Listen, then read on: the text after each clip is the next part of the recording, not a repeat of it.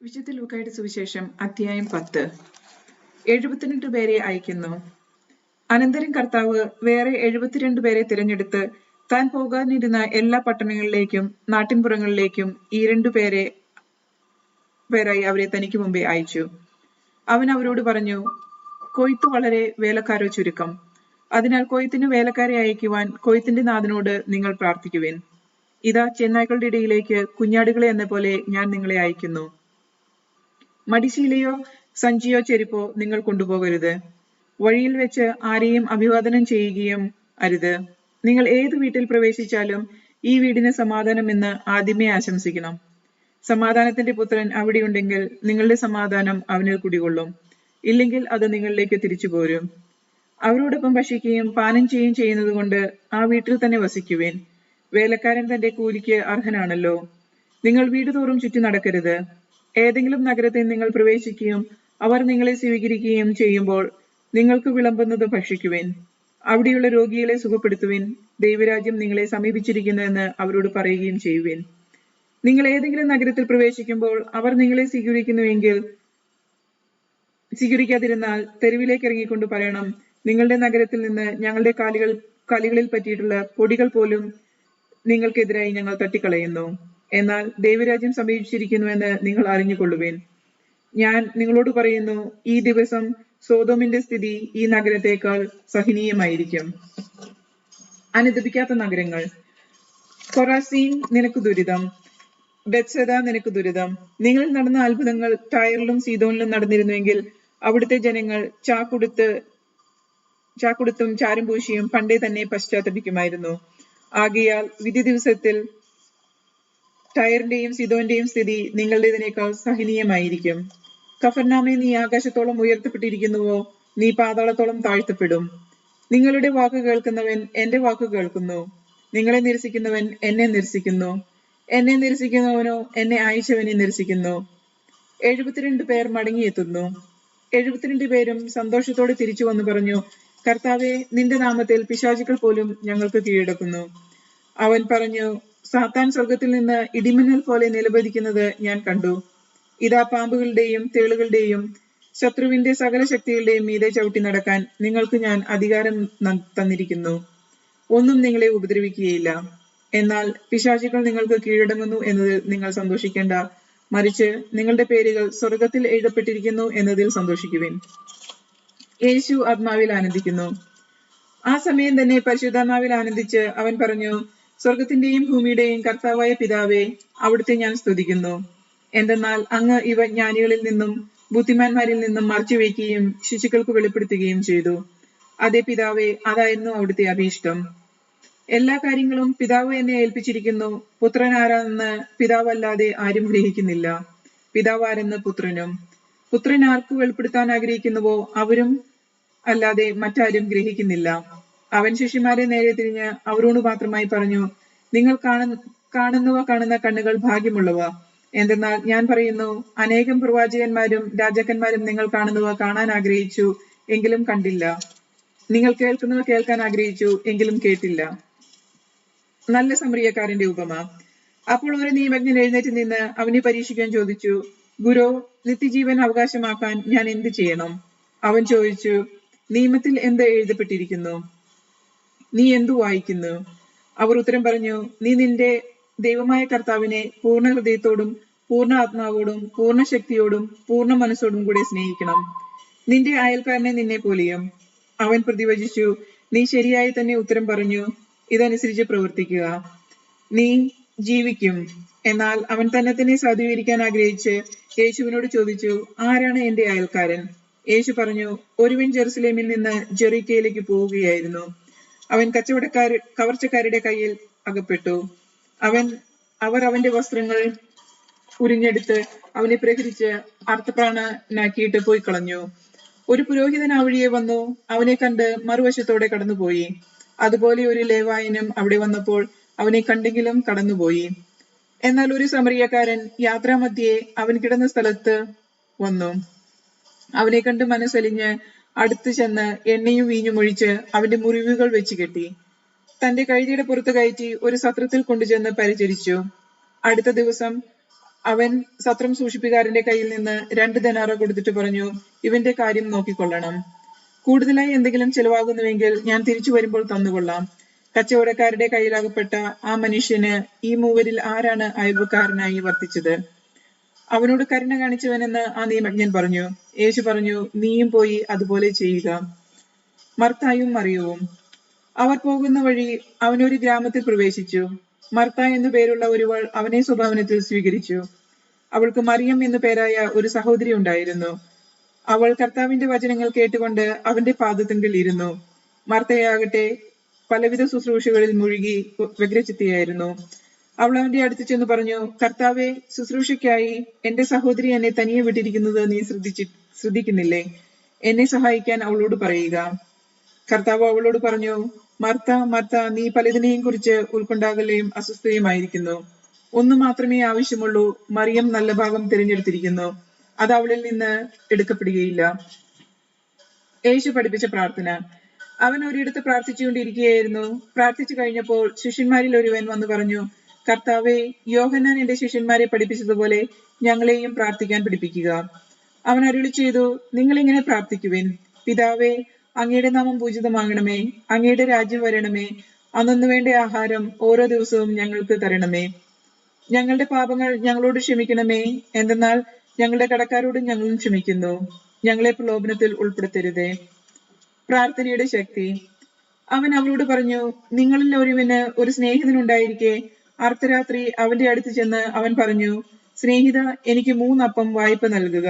ഒരു സ്നേഹിതൻ യാത്രാമധ്യേ എന്റെ അടുക്കൽ വന്നിരിക്കുന്നു, അവന് കൊടുക്കാൻ എനിക്കൊന്നുമില്ല. അപ്പോൾ അവന്റെ സ്നേഹിതൻ അകത്തുനിന്ന് മറുപടി പറഞ്ഞു, എന്നെ ഉപദ്രവിക്കരുത്, കഥ കടച്ചു കഴിഞ്ഞു, എന്റെ കുഞ്ഞുങ്ങളും എന്റെ കിടക്കയിലാണ്, എഴുന്നേറ്റ് നിനക്കൊന്നും തരാൻ സാധിക്കുകയില്ല. ഞാൻ നിങ്ങളോട് പറയുന്നു, അവൻ സ്നേഹിതൻ എന്നതിന്റെ പേരിൽ അവൻ ഒന്നും കൊടുക്കുകയില്ലെങ്കിൽ തന്നെ നിർബന്ധം നിമിത്തം എഴുന്നേറ്റ് അവന് വേണ്ടത് നൽകും. ഞാൻ നിങ്ങളോട് പറയുന്നു, ചോദിക്കുവിൻ, നിങ്ങൾക്ക് ലഭിക്കും; അന്വേഷിക്കുവിൻ, നിങ്ങൾ കണ്ടെത്തും; മുട്ടുവിൻ, നിങ്ങൾക്ക് തുറക്കുന്നു കിട്ടും. എന്തെന്നാൽ ചോദിക്കുന്ന ഏവനും ലഭിക്കുന്നു, അന്വേഷിക്കുന്നവൻ കണ്ടെത്തുന്നു, മുട്ടുന്നവന് തുറന്നു കിട്ടുകയും ചെയ്യുന്നു. നിങ്ങൾ ഏതൊരു പിതാവാണ് മകൻ മീൻ ചോദിച്ചാൽ പകരം പാമ്പിനെ കൊടുക്കുക? മുട്ട ചോദിച്ചാൽ പകരം തേളിനെ കൊടുക്കുക? മക്കൾക്ക് നല്ല ദാനങ്ങൾ നൽകാൻ ദുഷ്ടനായ നിങ്ങൾക്ക് അറിയാമെങ്കിൽ സ്വർഗസ്ഥനായ പിതാവ് തന്നോട് ചോദിക്കുന്നവർക്ക് എത്രയധികം പരിശുദ്ധാത്മാവിനെ നൽകിയില്ല. യേശുവും ബെൽസബൂലും. അവൻ ഊമയായ ഒരു പിശാചിനെ ബഹിഷ്കരിക്കുകയായിരുന്നു. പിശാച് പുറത്തു പോയപ്പോൾ ആ ഊമൻ സംസാരിച്ചു. ജനങ്ങൾ അത്ഭുതപ്പെട്ടു. അവരിൽ ചിലർ പറഞ്ഞു, അവൻ പിശാചുകളുടെ തലവനായ ബെൽസബൂലിനെ കൊണ്ടാണ് പിശാചുകളെ ബഹിഷ്കരിക്കുന്നത്. വേറെ ചിലർ അവനെ പരീക്ഷിക്കുവാൻ സ്വർഗത്തിൽ നിന്ന് ഒരു അടയാളം അവനോട് ആവശ്യപ്പെട്ടു. അവരുടെ വിചാരങ്ങൾ അറിഞ്ഞുകൊണ്ട് അവൻ പറഞ്ഞു, അന്തഛിദ്രമുള്ള രാജ്യം നശിച്ചു പോകും, അന്തഛിദ്രമുള്ള ഭവനവും വീണുപോകും. സാത്താൻ തനിക്ക് തന്നെ എതിരായി ഭിന്നിച്ചാൽ അവന്റെ രാജ്യം എങ്ങനെ നിലനിൽക്കും? ഞാൻ ബെൽസബൂലിനെ കൊണ്ട് പിശാചുകളെ പുറത്താക്കുന്നുവെന്ന് നിങ്ങൾ പറയുന്നു. ബെൽസബൂലിനെ കൊണ്ടാണ് ഞാൻ പിശാചുകളെ ബഹിഷ്കരിക്കുന്നതെങ്കിൽ നിങ്ങളുടെ പുത്രന്മാർ ആരെ കൊണ്ടാണ് അവയെ ബഹിഷ്കരിക്കുന്നത്? അതുകൊണ്ട് അവർ നിങ്ങളെ വിധികർത്താക്കളാക്കിയിരിക്കും. എന്നാൽ ദൈവകരം കൊണ്ടാണ് ഞാൻ പിശാചുകളെ പുറത്താക്കുന്നതെങ്കിൽ ദൈവരാജ്യം നിങ്ങളുടെ ഇടയിൽ വന്നു കഴിഞ്ഞിരിക്കുന്നു. ശക്തൻ ആയുധധാരിയായി തന്റെ കൊട്ടാരത്തിന് കാവൽ നിൽക്കുമ്പോൾ അവന്റെ വസ്തുക്കൾ സുരക്ഷിതമാണ്. എന്നാൽ കൂടുതൽ ശക്തനായ ഒരുവൻ അവനെ ആക്രമിച്ച് കീഴ്പ്പെടുത്തിയാൽ അവൻ ആശ്രയിക്കുന്ന ആയുധങ്ങൾ മറ്റവൻ അപഹരിക്കുകയും കൊള്ളമുതൽ ഭാഗിച്ചെടുക്കുകയും ചെയ്യും. എന്നോട് കൂടെ അല്ലാത്തവൻ എനിക്കെതിരാണ്, എന്നോട് കൂടെ ശേഖരിക്കാത്തവർ ചിതറിച്ചു കളയുന്നു. അശുദ്ധാത്മാവിന്റെ തിരിച്ചുവരവ്. അശുദ്ധാത്മാവ് ഒരുവനെ വിട്ടുപോയാൽ വരണ്ട സ്ഥലങ്ങളിലൂടെ ആശ്വാസം തേടി അലഞ്ഞു നടക്കും. കണ്ടെത്താതെ വരുമ്പോൾ അവൻ പറയുന്നു, ഇറങ്ങിപ്പോന്ന ഭവനത്തിലേക്ക് തന്നെ ഞാൻ തിരിച്ചു ചെല്ലുമ്പോൾ ആ വീട് അടിച്ചുവാരി സജീവമായി കാണപ്പെട്ടിരിക്കുന്നു. അപ്പോൾ അവൻ പോയി തന്നെക്കാൾ ദുഷ്ടരായ 7 മറ്റ് അശുദ്ധാത്മാക്കളെയും കൊണ്ടുവന്ന് അവിടെ പ്രവേശിച്ച് താമസമുറപ്പിക്കുന്നു. അങ്ങനെ ആ മനുഷ്യന്റെ സ്ഥിതി ആദ്യത്തേതിനേക്കാൾ മോശമായി തീർന്നിരിക്കുന്നു. മഹത്തായ ഭാഗ്യം. അവൻ ഇത് അരുളി ചെയ്തുകൊണ്ടിരിക്കുമ്പോൾ ജനക്കൂട്ടത്തിൽ നിന്ന് ഒരു സ്ത്രീ ഉച്ചത്തിൽ വിളിച്ച് അവനോട് പറഞ്ഞു, നിന്നെ വഹിച്ച ഉദരവും നിന്നെ പാലൂട്ടിയ മുലകളും ഭാഗ്യമുള്ളവ. അവൻ പറഞ്ഞു, ദൈവവചനം കേട്ട് അത് പാലിക്കുന്നവർ കൂടുതൽ ഭാഗ്യമുള്ളവർ. യോനായുടെ അടയാളം. ജനക്കൂട്ടം വർദ്ധിച്ചു വന്നപ്പോൾ അവൻ പറഞ്ഞു തുടങ്ങി, ഈ തലമുറ ദുഷിച്ച തലമുറയാണ്, അത് അടയാളം അന്വേഷിക്കുന്നു. എന്നാൽ യോനായുടെ അടയാളമല്ലാതെ മറ്റൊരടയാളവും നൽകപ്പെടുകയില്ല. യോന നിനവേക്കാർക്ക് അടയാളമായിരുന്നതുപോലെ മനുഷ്യപുത്രൻ ഈ തലമുറയ്ക്കും അടയാളമായിരിക്കും. ദക്ഷിണദേശത്തെ രാജ്ഞി വിധി ദിനത്തിൽ ഈ തലമുറയിലെ ജനങ്ങളോടൊപ്പം ഉയർപ്പിക്കപ്പെടുകയും ഇതിനെ കുറ്റം വിധിക്കുകയും ചെയ്യും. എന്നാൽ സോളമന്റെ വിജ്ഞാനം ശ്രവിക്കാൻ അവൾ ഭൂമിയുടെ അതിർത്തിയിൽ നിന്ന് വന്നു. എന്നാൽ ഇതാ ഇവിടെ സോളമനേക്കാൾ വലിയവൻ. നിനവെ നിവാസികൾ വിധി ദിവസത്തിൽ ഈ തലമുറയോട് കൂടെ ഉയർത്തെഴുന്നേൽക്കുകയും ഇതിനെ കുറ്റം വിധിക്കുകയും ചെയ്യും. എന്തെന്നാൽ യോനയുടെ പ്രസംഗം കേട്ട് അവർ പശ്ചാത്തപിച്ചു. എന്നാൽ ഇതാ ഇവിടെ യോനയേക്കാൾ വലിയവൻ. കണ്ണ് ശരീരത്തിന്റെ വിളക്ക്. വിളക്ക് കൊളുത്തി ആരും നിലവറയുടെ പറയുടെ കീഴിലോ വയ്ക്കാറില്ല. മറിച്ച് അകത്ത് പ്രവേശിക്കുന്നവർക്ക് വെളിച്ചം കാണാൻ പീഠത്തിന്മേലാണ് വയ്ക്കുന്നത്. കണ്ണാണ് ശരീരത്തിന്റെ വിളക്ക്. കണ്ണ് കുറ്റമറ്റതെങ്കിൽ ശരീരം മുഴുവൻ പ്രകാശിക്കും. കണ്ണു ദുഷിച്ചതെങ്കിലോ ശരീരം മുഴുവൻ ഇരുണ്ടുപോകും. അതുകൊണ്ട് നിന്നിലുള്ള വെളിച്ചം ഇരുളാകാതിരിക്കാൻ സൂക്ഷിച്ചുകൊള്ളുക. ഇരുളടഞ്ഞ ഒരു ഭാഗമില്ലാതെ ശരീരം മുഴുവൻ പ്രകാശം നിറഞ്ഞതാണെങ്കിൽ വിളക്ക് അതിന്റെ രശ്മി കൊണ്ട് നിനക്ക് വെളിച്ചം തരുന്നത് പോലെ ശരീരം മുഴുവൻ പ്രകാശമാനമായിരിക്കും. ഫരിസേയരുടെയും നിയമജ്ഞരുടെയും കപടനാട്യം. അവൻ സംസാരിച്ചുകൊണ്ടിരിക്കുമ്പോൾ ഒരു ഫരിസായൻ തന്റെ കൂടെ ഭക്ഷണം കഴിക്കുന്നതിന് അവനെ ക്ഷണിച്ചു. അവൻ പ്രവേശിച്ച് ഭക്ഷണത്തിനിരുന്നു. ഭക്ഷണത്തിന് മുമ്പ് അവൻ കഴുകി ശുദ്ധി വരുത്താത്തതിനെ പറ്റി ആ ഫരിസേയർ അത്ഭുതപ്പെട്ടു. അപ്പോൾ കർത്താവ് അവനോട് പറഞ്ഞു, ഫരിസരായ നിങ്ങൾ കോപ്പയുടെയും പാത്രങ്ങളുടെയും പുറം കഴുകി വെടുപ്പാക്കുന്നു. നിങ്ങളുടെ അകമോ കവർച്ചയും ദുഷ്ടതയും കൊണ്ട് നിറഞ്ഞിരിക്കുന്നു. ഭോഷന്മാരെ, പുറം നിർമ്മിച്ചവർ തന്നെയല്ലേ അകവും നിർമ്മിച്ചത്. നിങ്ങൾക്കുള്ളവ ദാനം ചെയ്യുകയും അപ്പോൾ നിങ്ങൾക്ക് എല്ലാം ശുദ്ധമായിരിക്കും. ഫരിസേയരെ, നിങ്ങൾക്ക് ദുരിതം. എന്തെന്നാൽ നിങ്ങൾ അരുതയുടെയും തുളസിയുടെയും മറ്റെല്ലാ ചെടികളുടെയും ദശാംശം കൊടുക്കുന്നു. എന്നാൽ ദൈവത്തിന്റെ നീതിയും സ്നേഹവും നിങ്ങൾ അവഗണിച്ചു കളയുന്നു. ഇവയാണ് നിങ്ങൾ ചെയ്യേണ്ടിയിരുന്നത്, മറ്റുള്ളവ അവഗണിക്കാതെ തന്നെ. ഫരിസേയരെ, നിങ്ങൾക്ക് ദുരിതം. എന്തെന്നാൽ നിങ്ങൾ സിനഗോഗുകളിൽ പ്രമുഖ സ്ഥാനവും പൊതുസ്ഥലങ്ങളിൽ അഭിവാദനവും അഭിലഷിക്കുന്നു. നിങ്ങൾക്ക് ദുരിതം. എന്തെന്നാൽ കാണപ്പെടാത്ത കുഴിമാടങ്ങൾ പോലെയാണ് നിങ്ങൾ. അതിനു മീതെ നടക്കുന്നവർ അത് അറിയുന്നില്ല. നിയമജ്ഞരിൽ ഒരാൾ അവനോട് പറഞ്ഞു, ഗുരു, നീ ഇങ്ങനെ സംസാരിക്കുമ്പോൾ ഞങ്ങളെ കൂടെ അപമാനിക്കുകയാണ് ചെയ്യുന്നത്. അവൻ പറഞ്ഞു, നിയമജ്ഞരെ, നിങ്ങൾക്ക് ദുരിതം. താങ്ങാനാവാത്ത ചുമടുകൾ മനുഷ്യരുടെ മേൽ നിങ്ങൾ കെട്ടിയേൽപ്പിച്ചിരിക്കുന്നു. നിങ്ങളോ അവരെ സഹായിക്കാൻ ഒരു ചെറുവിരൽ പോലും അനക്കുന്നില്ല. നിങ്ങൾക്ക് ദുരിതം. എന്തെന്നാൽ നിങ്ങളുടെ പിതാക്കന്മാർ വിധിച്ച പ്രവാചകന്മാർക്ക് നിങ്ങൾ കല്ലറുകൾ പണിയുന്നു. അങ്ങനെ നിങ്ങളുടെ പിതാക്കന്മാരുടെ പ്രവൃത്തികൾക്ക് നിങ്ങൾ സാക്ഷ്യവും അംഗീകാരവും നൽകുന്നു. എന്തെന്നാൽ അവർ അവരെ കൊന്നു, നിങ്ങളോ അവർക്ക് കല്ലറുകൾ പണിയുന്നു. അതുകൊണ്ടാണ് ദൈവത്തിന്റെ ജ്ഞാനം ഇങ്ങനെ പറയുന്നത്, ഞാൻ അവരുടെ അടുത്തേക്ക് പ്രവാചകന്മാരെയും അപ്പസ്തോലന്മാരെയും അയക്കും. അവരിൽ ചിലരെ അവർ പീഡിപ്പിക്കുകയും കൊല്ലുകയും ചെയ്യും.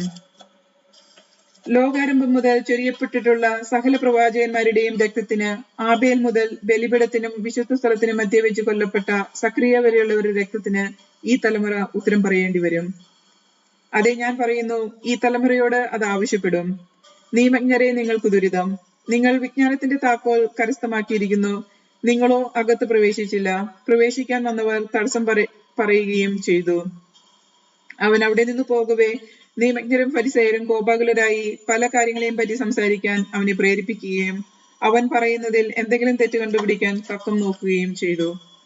ഭയം കൂടാതെ സാക്ഷ്യം നൽകുക. പരസ്പരം ചവിട്ടേൽക്കത്തക്ക വിധം ആയിരക്കണക്കിന് ജനങ്ങൾ തിങ്ങിക്കൂടിയപ്പോൾ അവൻ ശിഷ്യരോട് പറയുവാൻ തുടങ്ങി, ഫരിസേയരുടെ കാപട്യമാവുന്ന പുളിപ്പിനെ സൂക്ഷിച്ചുകൊള്ളുവിൻ. മറിഞ്ഞിരിക്കുന്നതൊന്നും വെളിച്ചത്ത് വരാതിരിക്കുകയില്ല, നിഗൂഢമായിരിക്കുന്നതൊന്നും അറിയപ്പെടാതിരിക്കുകയുമില്ല. അതുകൊണ്ട് നിങ്ങൾ ഇരുട്ടത്ത് സംസാരിച്ചത് വെളിച്ചത്ത് കേൾക്കപ്പെടും.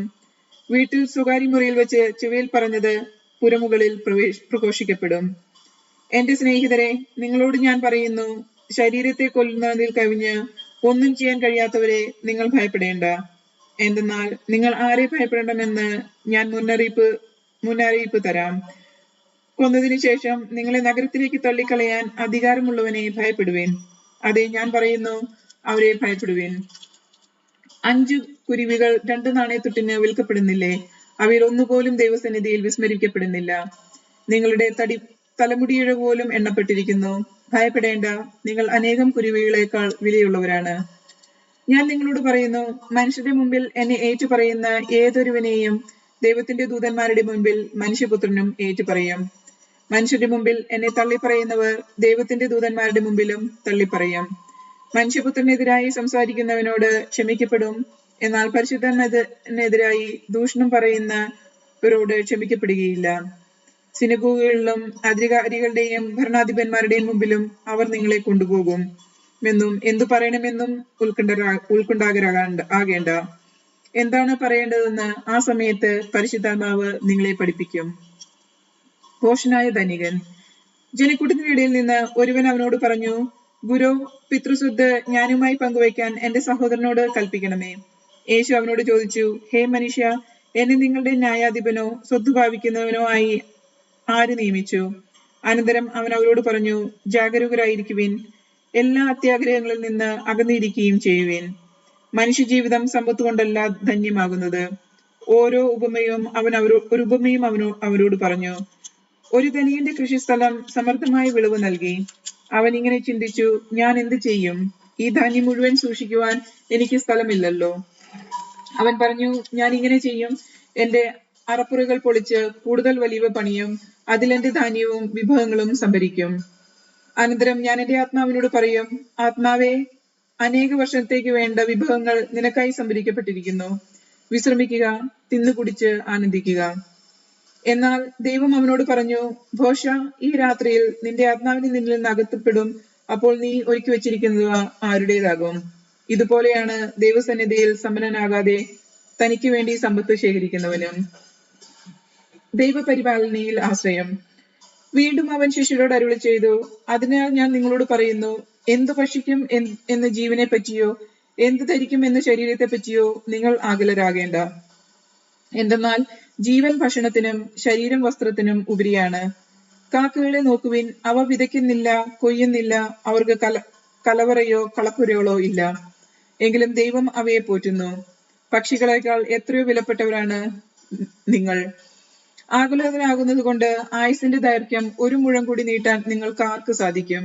ഏറ്റവും നിസ്സാരനായവൻ ഇതുപോലും ചെയ്യാൻ നിങ്ങൾക്ക് കഴിവില്ലെങ്കിൽ മറ്റുള്ളവയെ പറ്റി ആകുലരാകുന്നത് എന്തിന്? ലില്ലികളെ നോക്കുവിൻ, അവ നൂൽ നൂൽക്കുകയോ വസ്ത്രം നെയ്യുകയോ ചെയ്യുന്നില്ലല്ലോ. എങ്കിലും ഞാൻ നിങ്ങളോട് പറയുന്നു, സോളമൻ പോലും അവയെ അവന്റെ സർവ്വമഹത്വത്തിന്റെയിലും അവയിലൊന്നിനെ പോലെ അലങ്കൃതനായിരുന്നില്ല.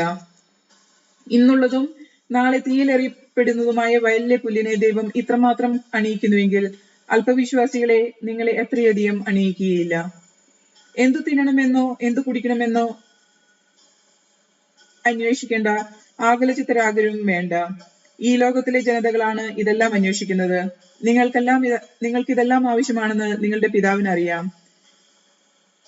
നിങ്ങൾ അവിടുത്തെ രാജ്യം അന്വേഷിക്കുവിൻ, ഇവയെല്ലാം അതോടൊപ്പം നിങ്ങൾക്ക് ലഭിക്കും.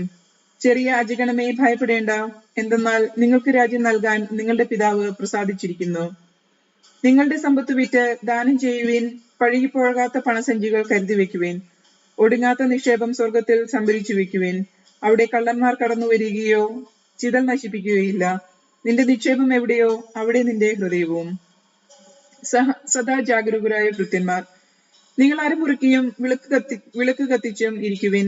തങ്ങളുടെ യജമാനൻ കല്യാണ വിരുന്ന് കഴിഞ്ഞ് മടങ്ങി വന്ന് മുട്ടുന്ന ഉടനെ തുറന്നു കൊടുക്കുവാൻ അവന്റെ വരവും കാത്തിരിക്കുന്നവരെ പോലെ ആയിരിക്കുവിൻ. യജമാനൻ വരുമ്പോൾ ഉണർന്നിരിക്കുന്നവരായി കാണുന്ന ഭൃത്യന്മാർ ഭാഗ്യവാന്മാർ. സത്യമായി ഞാൻ നിങ്ങളോട് പറയുന്നു, അവൻ അരമുറുക്കി അവരെ ഭക്ഷണത്തിനിരുത്തുകയും അടുത്ത് ചെന്ന് അവരെ പരിചരിക്കുകയും ചെയ്യും. അവൻ രാത്രിയുടെ 2-ാം യാമത്തിലോ 3-ാം യാമത്തിലോ വന്നാലും അവരെ ഒരുക്കമുള്ളവരായി കണ്ടാൽ ആ ഭൃത്യന്മാർ ഭാഗ്യവാന്മാർ. ഇതറിഞ്ഞുകൊള്ളുവിൻ, കള്ളൻ ഏത് മണിക്കൂറിൽ വരുമെന്ന് ഗൃഹനായകൻ അറിഞ്ഞിരുന്നുവെങ്കിൽ തന്റെ വീട് കുത്തി തുറക്കുവാൻ അനുവദിക്കുമായിരുന്നില്ല. നിങ്ങളും ഒരുങ്ങിയിരിക്കുവിൻ, എന്തെന്നാൽ പ്രതീക്ഷിക്കാത്ത മണിക്കൂറിലാണ് മനുഷ്യപുത്രൻ വരുന്നത്. പത്രോസ് ചോദിച്ചു, കർത്താവേ, നീ ഈ ഉപമ പറയുന്നത് ഞങ്ങൾക്ക് വേണ്ടിയോ എല്ലാവർക്കും വേണ്ടിയോ? അപ്പോൾ കർത്താവ് പറഞ്ഞു, വീട്ടുജോലിക്ക് യഥാസമയം ഭക്ഷണം കൊടുക്കേണ്ടതിന് യജമാനൻ അവരുടെ മേൽ നിയമിക്കുന്ന വിശ്വസ്തനും വിവേകിയുമായ കാര്യസ്ഥൻ ആരാണ്? യജമാനൻ വരുമ്പോൾ ജോലിയിൽ വ്യാപൃതനായി കാണുന്ന ഭൃത്യൻ ഭാഗ്യവാൻ. സത്യമായി ഞാൻ നിങ്ങളോട് പറയുന്നു, അവൻ തന്റെ സകല സ്വത്തുക്കളുടെയും മേൽ അവനെ നിയമിക്കും.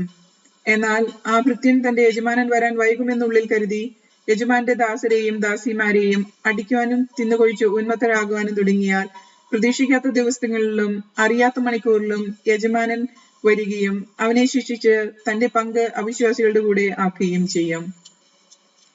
യജമാന്റെ ഹിതം അറിഞ്ഞിട്ടും അതനുസരിച്ച് പ്രവർത്തിക്കുകയോ അതിനൊരുങ്ങുകയോ ചെയ്യാത്ത ഭൃത്യൻ കഠിനമായി പ്രഹരിക്കപ്പെടും. എന്നാൽ അറിയാതെയാണ് ഒരുവൻ ശിക്ഷാർഹനായ തെറ്റ് ചെയ്യുന്നതെങ്കിൽ അവൻ ലഘുവായി പ്രഹരിക്കപ്പെടുകയുള്ളൂ. അധികം ലഭിച്ചവനിൽ നിന്ന് അധികം ആവശ്യപ്പെടും, അധികം ഏൽപ്പിക്കപ്പെട്ടവനോട് അധികം ചോദിക്കും. സമാധാനമല്ല ഭിന്നതകൾ.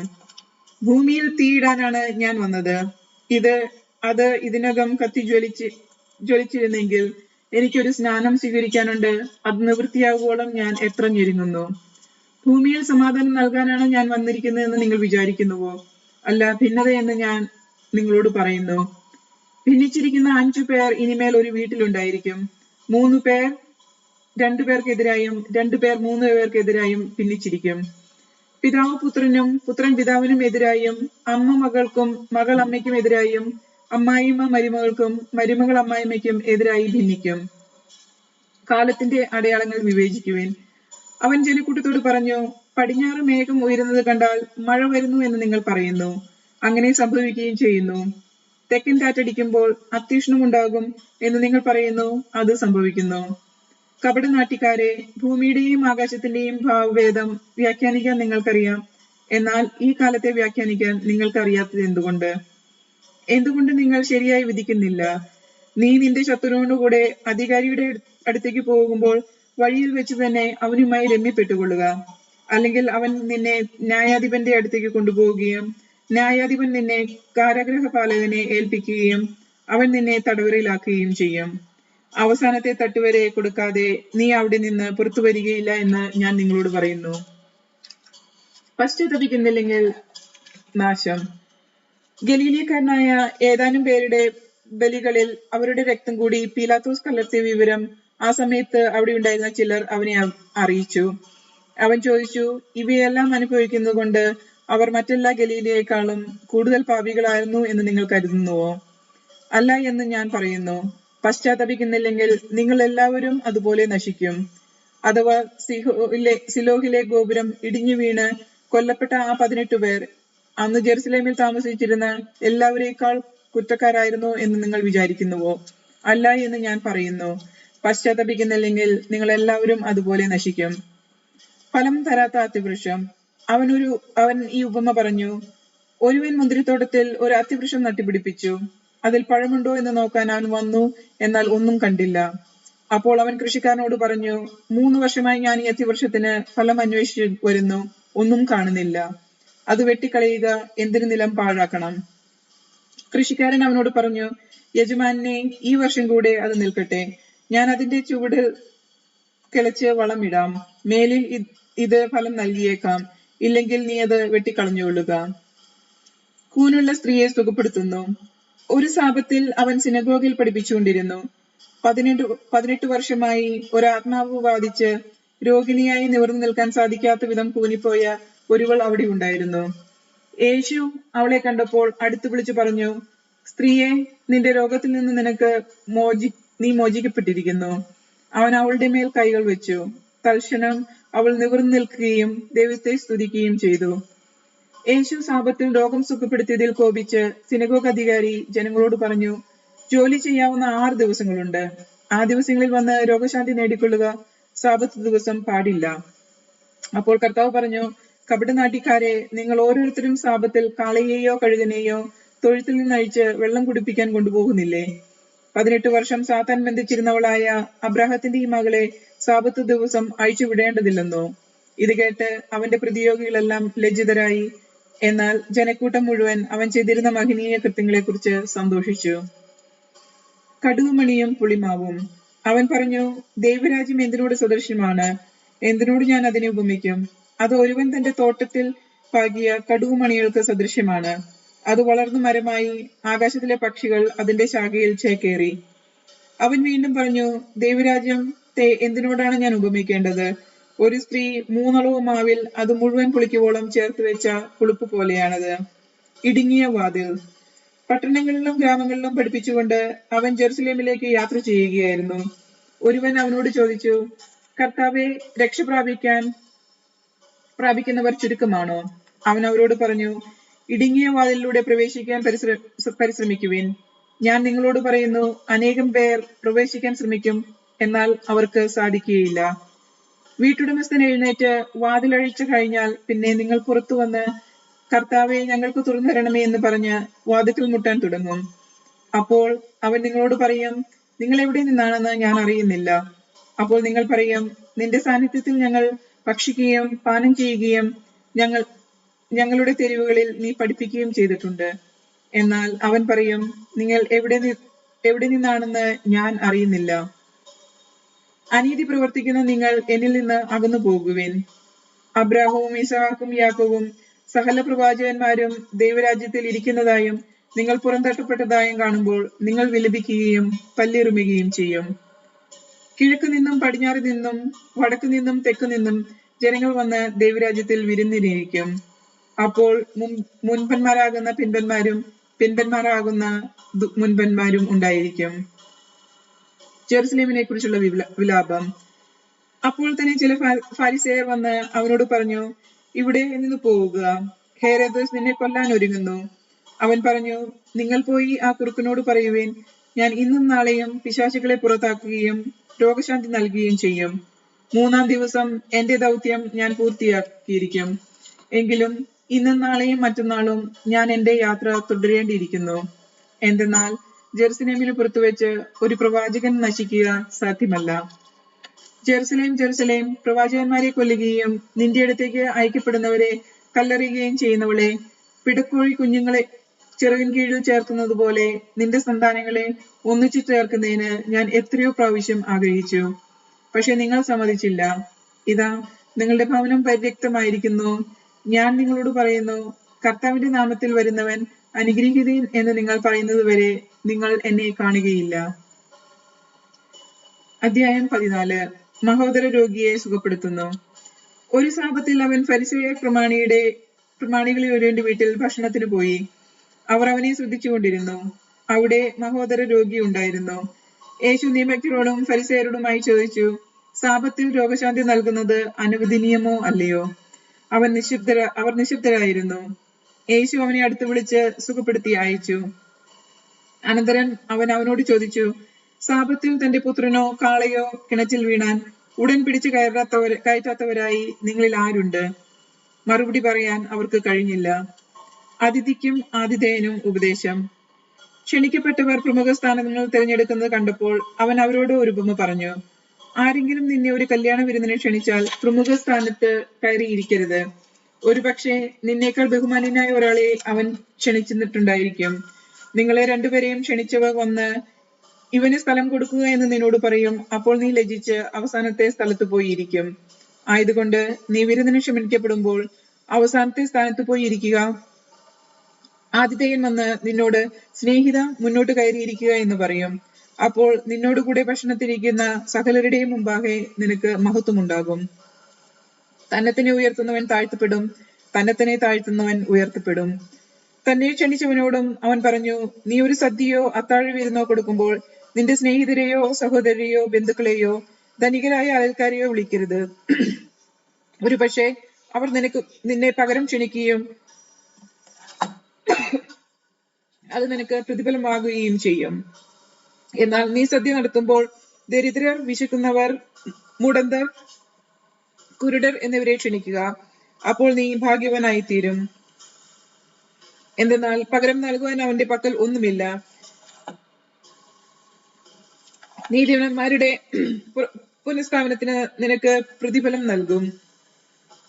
വിരുന്നിന്റെ ഉപമ. അവനോടുകൂടെ ഭക്ഷണത്തിരിക്കുന്നവർ ഒരുവൻ ഇത് കേട്ടിട്ട് അവനോട് പറഞ്ഞു, ദൈവരാജ്യത്തിൽ അപ്പം ഭക്ഷിക്കുന്നവൻ ഭാഗ്യവാന്മാർ. അപ്പോൾ യേശു അവനോട് പറഞ്ഞു, ഒരുവൻ ഒരിക്കൽ ഒരു വലിയ സദ്യ ഒരുക്കി വളരെ പേരെ ക്ഷണിക്കുകയും ചെയ്തു. സദ്യക്ക് സമയമായപ്പോൾ അവൻ ദാസരെ അയച്ചു ക്ഷണിക്കപ്പെട്ടവരെ അറിയിച്ചു, വരുവിൻ, എല്ലാം തയ്യാറാക്കിയിരിക്കുന്നു. എന്നാൽ അവരെല്ലാവരും ഒരുപോലെ ഒഴുകൊഴുകു പറയാൻ തുടങ്ങി. ഒന്നാമൻ പറഞ്ഞു, ഞാൻ ഒരു വയൽ വാങ്ങി അത് പോയി കാണേണ്ടിയിരിക്കുന്നു, എന്നെ ഒഴിവാക്കണമെന്ന് ഞാൻ അപേക്ഷിക്കുന്നു. മറ്റൊരുവൻ പറഞ്ഞു, ഞാൻ 5 ജോഡി കാളകളെ വാങ്ങി അവയെ പരീക്ഷിച്ചു നോക്കുവാൻ പോകുന്നു, എനിക്ക് ഒഴിവ് തരണമെന്ന് അപേക്ഷിക്കുന്നു. മൂന്നാമതായവൻ പറഞ്ഞു, എന്റെ വിവാഹം കഴിഞ്ഞതേ ഉള്ളൂ, അതിനാൽ എനിക്ക് വരാൻ നിവൃത്തിയില്ല. ആ ദാസൻ തിരിച്ചു വന്ന് യജമാനെ വിവരം ധരിപ്പിച്ചു. ഗൃഹനാഥൻ കോപിച്ച് ദാസനോട് പറഞ്ഞു, നീ വേഗം പട്ടണത്തിൽ തെരുവുകളിലും ഊടുവഴികളിലും ചെന്ന് ദരിദ്രരെയും വികലാംഗരെയും കുരുടരെയും മുടന്തരെയും ഇവിടെ കൂട്ടിക്കൊണ്ടുവരിക.